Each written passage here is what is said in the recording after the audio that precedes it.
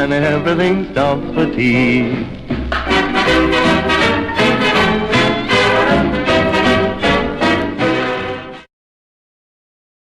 And welcome back. Well, today has been a day with technical gremlins, but here we go again. Welcome to the third A Cup of Tea with Mr. G. We're going to do this because we won't give up. And I mentioned on the other broadcast that if you happen to be tuning in, would you do me a favor? There's a little comments box, and would you just send a comment, just say hi. And also, if you want to ever ask a question to any of my guests, then just use the comment box and I'll ask that question. So, fingers crossed. Please, the internet gods be with us. It gives me great pleasure to introduce a young gentleman, young entrepreneur, which I have had the pleasure to meet many years ago, and that's Nathan Brett. Nathan, nice to see you again. Yes, and again. Oh, I do not believe it, Mrs. Wildbase. I know. This is, well, we got worse internet connection than Saturday Night Takeaway viewers, didn't we? You and I, we're going to pool our positive thoughts and we're going to get through this. Nathan, I said before, it's great to see you again. And we worked it out 6 years ago on a Fred Olsen cruise ship. You and your family, we played table tennis every day. But at that time, I didn't realize that you were an entrepreneur. And I got as far, excuse me, in the previous things before the internet kicked in with its problems, to ask you, how did this entrepreneurship, how did this all manifest? If I can go back to, say, at school, what were you like at school? That's really what I wanted to find out, your story. I never liked school. I liked one subject and one subject only, and that was design technology. So we had a brilliant department at our school, Greenacre School, boys' school, now Greenacre Academy in Walderslade. Whereabouts is that? Walderslade in Kent, in Chatham. In Kent, yeah. Right. They was awarded so many times in regards to the facilities that they've got there. They've got so many different things for metalwork, woodwork, designing 3D, 4D. That I think we was one of the first schools in the country to actually start to bring in 3D printing. Wow! Which was it was good, very good. Although now it's a lot bigger. They've been around for years, but it was just the initial cost of them first of all. But we were one of the schools. We were actually sponsored. I think it was by Delphi Technologies, the ones that do all like the big diesel pumps. Actually does most of the components for a cruise ship. Actually, funny enough. Wow. For the engine did room. you really then have this teacher who wanted you think, I'm going to go into mechanics, technology, that type of work? And did you actually end up staying at school and taking all your exams in that, or no? I took all my GCSEs, and then I lasted for 2 weeks at sixth form because I really wanted to get out of school, wanted to get straight into work. The actual love for cars come from my granddad has been a mechanic for 50 something odd years. So every time when I was growing up, I only ever knew him as out on a car or at work. So that's what, but me being a stroppy child as I was, and me again being a stroppy teenager, as every teenager is, Mrs. Pearson, I don't want to go see cars, Mrs. Pearson. I want to go play my Xbox. Was it like that? Parts of their life is kind of similar. Only parts. I thought you would have gone into a mechanic apprenticeship when you left school. I'd be very surprised if you didn't. No. I went into something completely different. So it kind of was a little bit of desperation, but also a little bit of I was quite inquisitive to go into it. I always wanted to know where everything come from. But what I'm on about is electrical wholesaling. So similar to Booker's, but imagine instead of Mars bars, they are switches and sockets. that type of thing. So I used to work in a big warehouse. I went for an apprenticeship at a company in Maidstone, and we done everything, lights, the lot. And I'd done a year's apprenticeship within the warehouse for that. After that, I then moved into sales, which is where selling the cars comes from.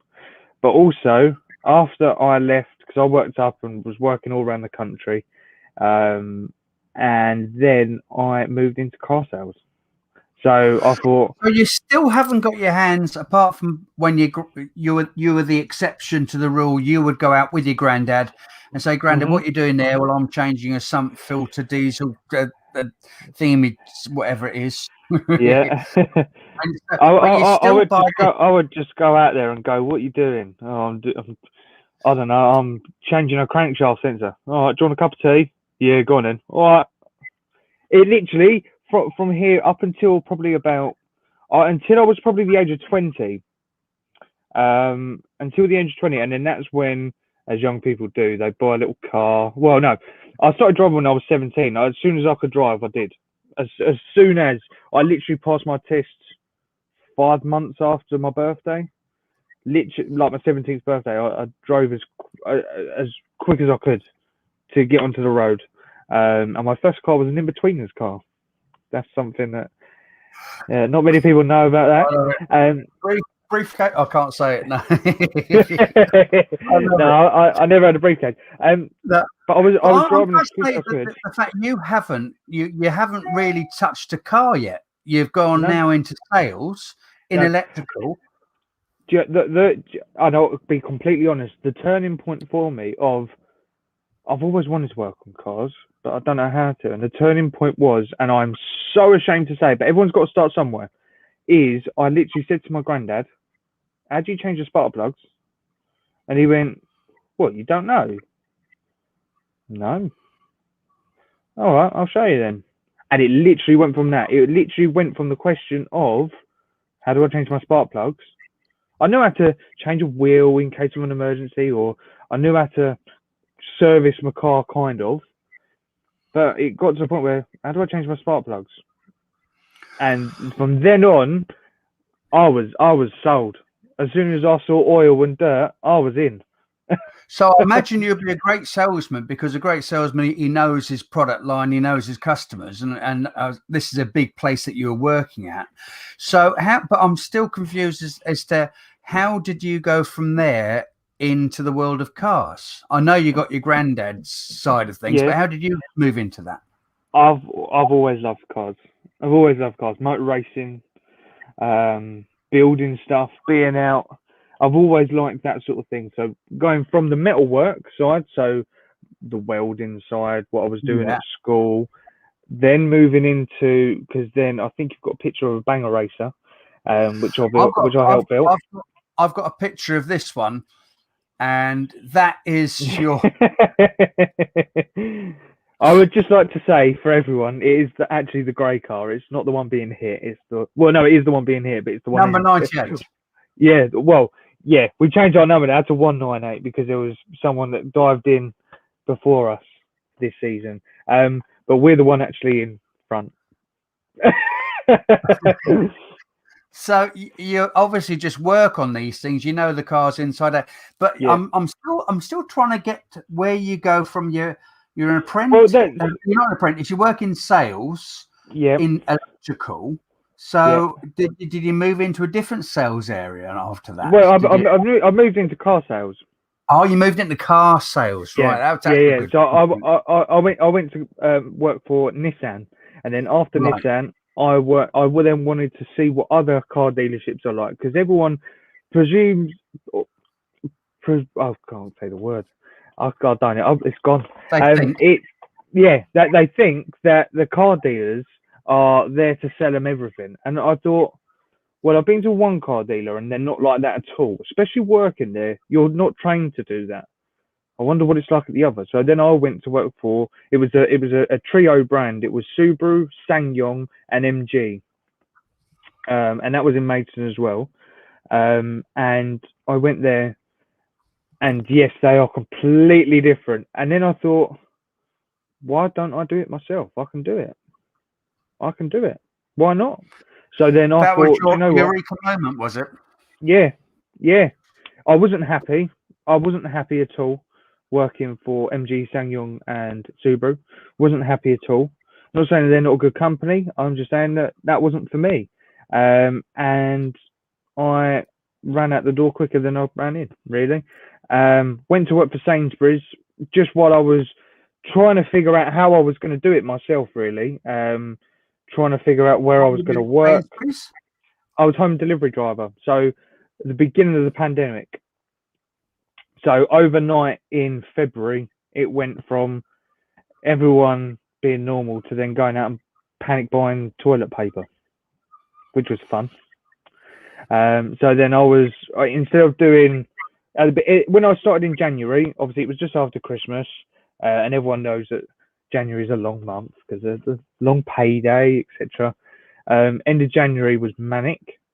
Beginning of February was quiet. Then at the end of February, when the Prime Minister Boris Johnson started saying we're possibly going into lockdown, it tripled overnight.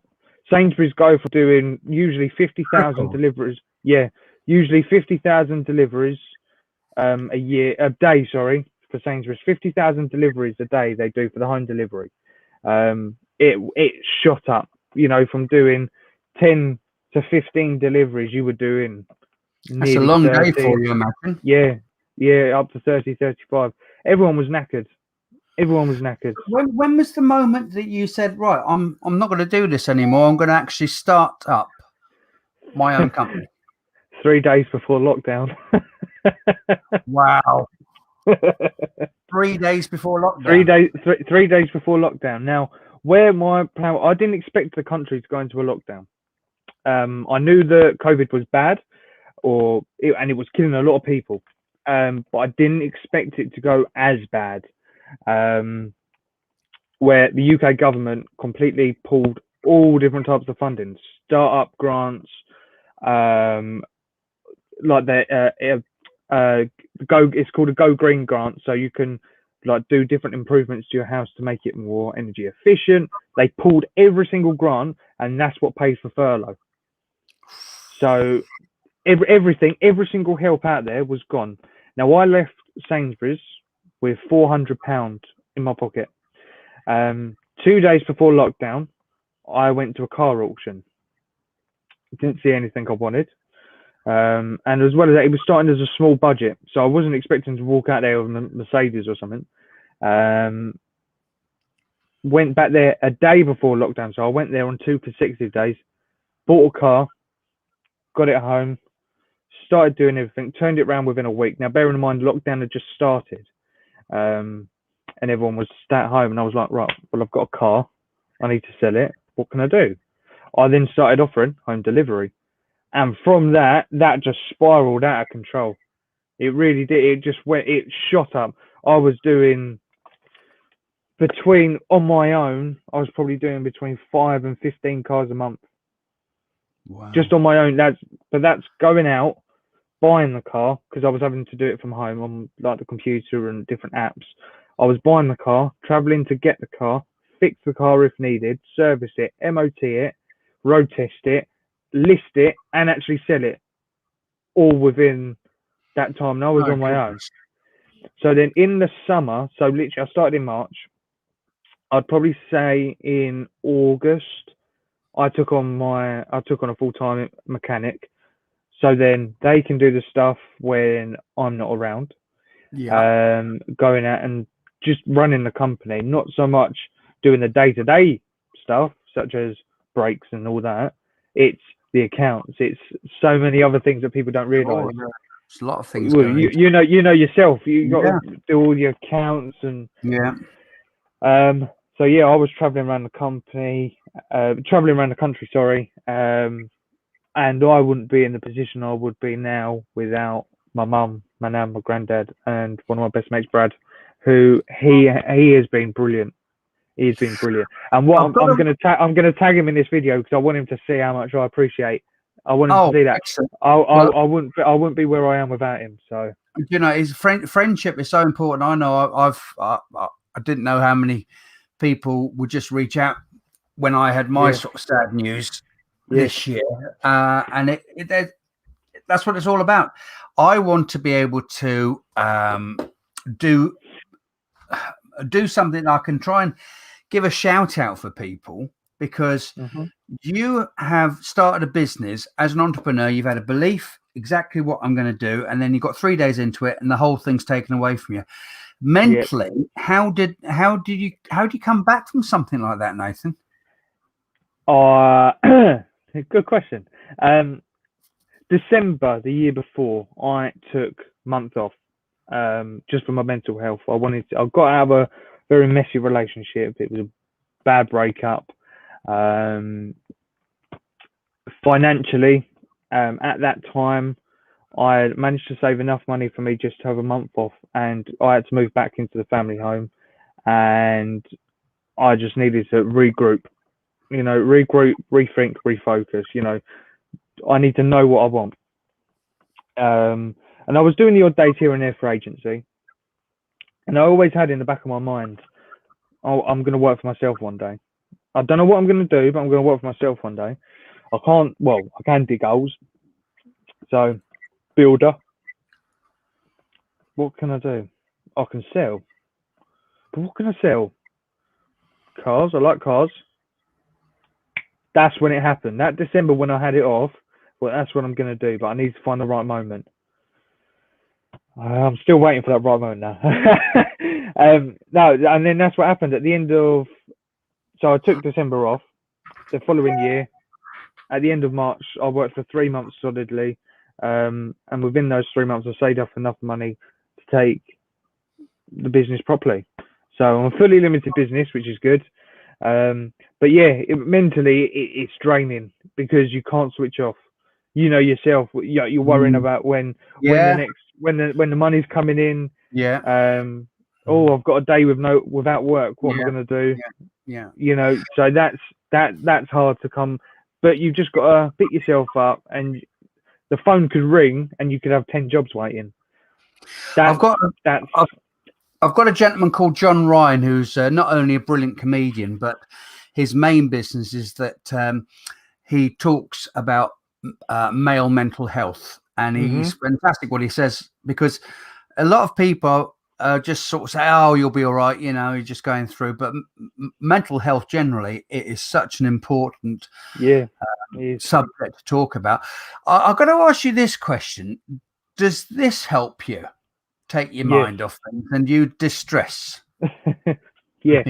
So because that is a little bit different to this, right? Yes. I don't know a lot about cars, Nathan, but there's about 50 grand difference. 50 grand difference this one. What is this one that you're driving? That is a 2006, I believe, BMW M3. I can't remember the year, but yeah, it's a BMW M3 that is completely stripped back, bare metal, with a roll cage, a huge V8 engine in, and I've got a big right foot. And I would like to say as well, I am on a racetrack though. I'm at Snetterton Racetrack. I've got to do this for you then. I've got to do this. Ready? And there we have Nathan BMW Mark III getting ready to go round in an absolutely incredible round. Oh, fair old. Yeah, anywhere in Murray. Murray, what a big sad loss. Yeah, listen, he was. I want to ask you a question. I would say that in your whole experience is that you're very down to earth sort of person when it comes to your business. So what is your business at the moment? Is it just based in Kent, or are you nationwide, or what? Tell me, because I want to give you a shout out as to how people can get in contact with you. And down here, look, I'm trying to be. Oh, there we are. Look, there we go. Hang on. This one. Sales. Oh, it's weird. I can't do that. It's sales at nvautomobiles.co.uk. Right. Okay. Now, just tell me what you can offer people then, because you talked about the complete delivery package of picking it up and doing whatever. What other things can you do for people? I do everything. absolutely everything. So I can buy you a car, I can fix the car, I can deliver the car, I can recover the car, I can diagnose faults on the car, I can pick you up, I can do basically what the AA does, and I can sell you a car at the same time. Well, and this is this specific to your area, or where's your sort of? I've delivered up to Newcastle. I've delivered YA, man. I've delivered YA.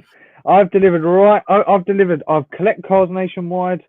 I deliver car nationwide. We're also a bespoke buying. So basically, because I've bought so many cars through the different auction houses, obviously that's trade pricing. So if you said to me one day, Nathan, I've got a 10 grand budget, I want you to go out and buy me a nice BMW 3 Series. I want it in white, I want it in M Sport, and I want 18-inch wheels. I want it real pimping. No problem, Chris. I'll send you a couple of pictures of that. I can get you that for 8 grand. Trade pricing. I'm not going to make the 2 grand. No. He who these win, Nathan, you know. I do not believe it. Del, what about that free wheel? No, get rid of that. No, I'm going to have a word with Nathan, you see. He's going to get something pucker. I would not trust, Boise to get some motor. You do, Boise. Go and do your Boise laugh. No. Go and do your Boise laugh. I'll set it up for you. All right, Boise. Come along, Marlene. Large cognac, please, Michael. I love it. Yeah, that's fantastic. I thought he's in the room there for a minute, Nathan. During the war. No, it's just cushy, that is. Listen, I'm gonna sort of sign off in the next couple of minutes whilst the internet gods are with us, because I don't know what they've been doing earlier, but thank you for being so accommodating coming back and doing that again. And it's been absolutely lovely chatting to you. And what I'll do is I'll take you off screen in a minute, and then I'll just have a little chat to people just to give them some updates as to what's happening. But what's the future then? What's the plan forward? Are you is there? There's a lot in the pipe work. There is a lot in the pipe work. So what I'll go over it briefly because I know you want to crack on. Right, please do. So I'm in the middle of converting. Well, I'm going to be buying a van. Yeah. And what I'm going to be doing is I'm going to be converting it into a mobile office and workshop. Excellent. So what I'm going to be doing is putting like a, what the side of like caravans and everything, they've got like a the awning. Yeah, like sort of like that. At me. Awning. Morning to you too. They'll be able to drive the car into it. I can work under there in all weather, and it's literally going to be a mobile office and workshop. So half of it is where I can print your invoices, do your service history, and the other side is literally going to be tools, bring the awning and the cover out. I'll be able to tow on there as well, because then I'll be having a trailer as well. So it's literally going to be a mobile workshop and recovery. Well, would you do me a favour, Nathan? When it's up and running, can we do another cup of tea with Mr. G and send me some pictures and do me a little movie clip, and then I'll give a big shout out, and then we can just hopefully get some people to pick up the phone and say, Nathan, I'm thinking about getting a car, or Nathan, I've broken down and can you tow me and stuff, because towing is it's very expensive. Nightmare. I did just want to say one thing first. And this is talking to yourself and also anyone. If anyone did want, or if anyone is looking for a vehicle or anything, and obviously at the moment, due to COVID regulations, you're not allowed to come and look at the car, because every time that someone comes to look at the car, it costs me £35 to get basically to completely sanitize the car. Someone's got to come out all in specialist gear. Not to say that you're COVID, but it's to stop different interaction. Now, I'm not the type of person to hide things, and not the generic car dealer where people have got such a stereotype of a dodgy car dealer. If you buy a car from me, you get a video call because you can't come. and you literally get a full walk around of that car. I work on that car, so I know exactly in and out of that car. So I've like I said, I've sold 100 cars this year, even with lockdown, with probably about 95 of them not seeing the car at all. So that success rate is good. But as Mr. G's favourite film, Wolf of Wall Street, I don't judge people. I don't judge people on my winners. I judge people on my losers because I have so few. And that's not me. Please don't take that as me being big-headed. No. It's just because I'm a perfectionist. I don't like things. I don't like getting rid of a car or selling a car that have got problems. No car of mine. Touch wood. Where's touch wood? Yeah. I've had not one come back. Sorry, I did have one, and that was sorted out. As Matthew McCarthy, all righty, my friend. That's good. I like what you're doing there. Yeah. But if anyone does want anything, feel free. You've got my email at the bottom. Just give me. I'm going to do this again this time. I'm going to do it again. I'm going to do it right. Yeah. Here we go. Oh, there it is. There it is. There it is. There it is. I feel like we've presented a TV show. I feel like Malcolm. I feel like Trevor McDonald. Mr. G. Yes. Mr. G. These tickets for this Manchester United. Please buy a ticket. I will have 5. Now, I will have 5. And as well as that, what I'm going to be doing as well, my end, there's a charity close to me, and there's also a care home close to me as well. Now, what I'm going to be doing, I'm personally, and I'm more than happy to split it with you and Corky's charity, your chosen charity as well. We're going to go 50-50, and what I'm going to be doing, I'm going to be raffling off a major service, a minor service, and a pre-MOT check as well. It's all going to be done at my house. I will collect the vehicle for you. I'll deliver the vehicle back for you. As long as you're around sort of Kent area and not too far away. And what we're going to do, we're going to raffle them off. I think when I discussed with a couple of my other people, I think we were doing £7 for a minor ticket and then £14 for a major ticket. All profits are going to be split half and half between my charity and your charity. So then that way you get even more for your charity. My charity gets a little bit as well, and as well as that, I get to spread the word. And let's get some money for the charities that have been struggling. If you need a charity show, Nathan. If you need a charity show, just remember where I am and say, Chris, are you free? And I'll come down and do a charity show, because it's all about trying to, just get people to support charity. And you're conscious of this. I'm conscious of this. In this day and age, it is so difficult. Everybody is struggling with money. We totally understand that. For you to say you're buying 5 tickets, I'm just going to remind people, in case they haven't clocked onto this yet, myself and Rose Cook Monk, who's the first one that we have on a Cup of Tea, Mr. G. Rose, not only is she a celebrant, but also she's a lecturer, and she also started she founded the Duncan Embers Foundation, which and museum, which does fantastic work for the community, kids and people who are just down on their luck and stuff like this. So I'm with this particular one, Manchester United have given 2 VIP tickets, including lunch, for a tour of Old Trafford. And because of COVID, we've extended the date that you can use that. And also, a lot of people say, well, what if I don't like football? Sorry, what? Victoria, did you say you don't like football, Victoria? Yeah, that's right, Dave. I don't like football. No, you can't. But so you can actually gift it. You can actually. I don't think you like her music either. You can actually gift it to somebody, and it's £10 to enter. And then what I'm going to be doing, and Nathan, if you're ever up in Dudley, up in the West Midlands, and you love Manchester United, come to Rose's Museum. It's absolutely brilliant. The Duncan Edwards Foundation and Museum. And I'm going to be doing a live Cup of Tea, Mr. G, from the museum. And we're going to be doing the draw.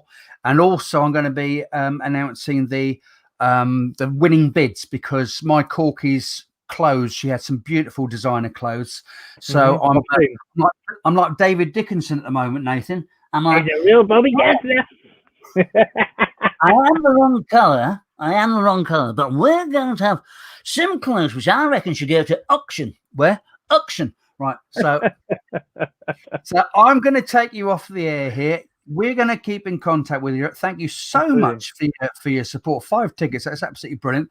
I'll link up with you after this, and just we'll have a message and just tell you exactly how we're going to do that. It's normally you just say I bought 5 tickets, and then that's all I need for them to go into the hat. So I'll put 5 tickets under your name, and the payment details are on my Facebook page. But I'll just send those over to you again.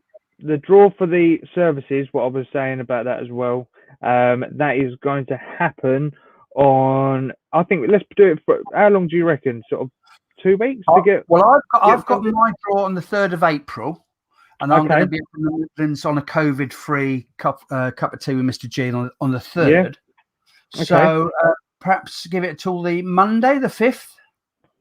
Unless we make it for April the... Oh, any day. How long do you reckon? Do you reckon after all, like all of the restrictions have been lifted, so then the family? Let's go for that. But you've heard about it now that Nathan is going to do this charity thing, and it's going to be fantastic, and I'm sure it's going to get very well supported. I'll just let you know, James Wilson Smith, he's been tuning in. Thank you, James. I've got somebody, I don't know who they are, which is saying hi, Chrissy. I've got hi, Chrissy. I bet you that's Katie, because she always calls me. She's Scottish. Oh, look, Chrissy, and she's me tap dancing. Jeffrey Vickery, Jeffrey and Jan, they have a site which is the Friends of CMV, and CMV were a fantastic cruise company, and they run a brilliant site, and they show us such support for doing the charity. So he's been tuning in. Hello, Jeffrey, and a lovely chap, Nick Horton, who I met on the cruise. Nearly all the people I met on the cruise ships, isn't it? I met you on the cruise ship. I met your mum on the cruise ship, Melissa. You must be getting around. I want to say, in all honesty, you're the sort of guy which I really do hope that you get a couple of breaks in life, and that things can start to turn the corner for you. And I appreciate I'll keep that. in contact with you. And that you've gone over the orange juice now. Well, no, I did have a cup of tea, but we won't mention about the first technical problem, shall we? 2 hours ago. We won't mention them. All right. Listen, Nathan, you take care, my friend, and I'll speak to you again very, very soon. And God bless. See you later. Bye-bye. Ciao. So that was Nathan Brett, and what a wonderful guy. And it's really, I do mean this. I just hope that people do get a bit of a break. And thank you so much, Nathan, for supporting the charity. As I mentioned, we're in the throes, myself and Rose Cook Monk, of having what we call Corky's Collection charity auction. Now, I've put this on Memories of Mrs. G, the Facebook page, but it's also on A Cup of Tea with Mr. G. It's also on my main page. It's also on Instagram. And the idea was this. As you know, Corky used to love lovely things, and I didn't want to give it all away. I wanted to try and raise money from her designer clothes and shoes and jewellery, to raise money for the 2 charities, and 50% of everything we raise, there's no money going anywhere else. It's 100% of this money. 50% is going to go to the Love Your Hospital charity, which is going to the doctors and nurses of the ward that my Corky was on at Chichester Hospital. The other 50% is going to go to the Rose Cook and her Duncan Edwards Foundation and Museum. So you know that they're going to 2 fabulous causes. How to bid for these things? It's very, very easy. I'll just give you a quick idea. These are the sort of things which we are putting up, and you'll have on there. They've got very, very low opening bids, so we want everybody to be able to be participating in this. Look at this, these beautiful the Vivienne Westwood shoes. This is just a small selection, because every day we're putting more and more items up. And I love this. I love the colour of that. And if you want to be part of the auction, then simply put a comment in with your bid. And I thank those people who've already started bidding. It's absolutely brilliant. You've got until 12 o'clock on the 1st of April to be able to place your bids. That's 12 o'clock lunchtime on the 1st of April. And then on the 2nd of April, we shall contact everybody to say, okay, you got the winning bid, collect the money. We do ask for a contribution, a donation towards postage, because this is in the name of charity. And then on the 3rd of April, excuse me, on the 3rd of April, live from the Duncan Edwards Museum in Dudley, I am going to be doing a COVID cup of tea with Mr. G, and we're going to have, it's going to be great because Rose is going to do a virtual tour of the museum. Then we're going to let people know who are the winning bids, and then I'm going to do the draw for the Manchester United VIP tour of Old Trafford, including lunch. So the other thing to tell you before I go is that on Wednesday at 7 o'clock in the evening, I'm going to be joined by the wonderful comedy talent, which is Mr. Paul Eastwood. And then on Friday, 10 o'clock in the morning, I'm going to be joined by a lovely Northeast vocalist called Anna Ray. And what she does is absolutely brilliant. Anagrams. I look forward to talk to her. So thank you for bearing with us, all those people who knew that we were having some technical problems here. Thank you to Nathan. Thank you to all the people who joined us. From me, Christopher G, have a great rest of the day. And I'll be here on Wednesday at 7 o'clock. So I have to always finish off with my signature outro piece, which goes something like this. Are we ready, boys? I'll put that bottle of gin down, and we've got to do the outro. And everything's off for tea.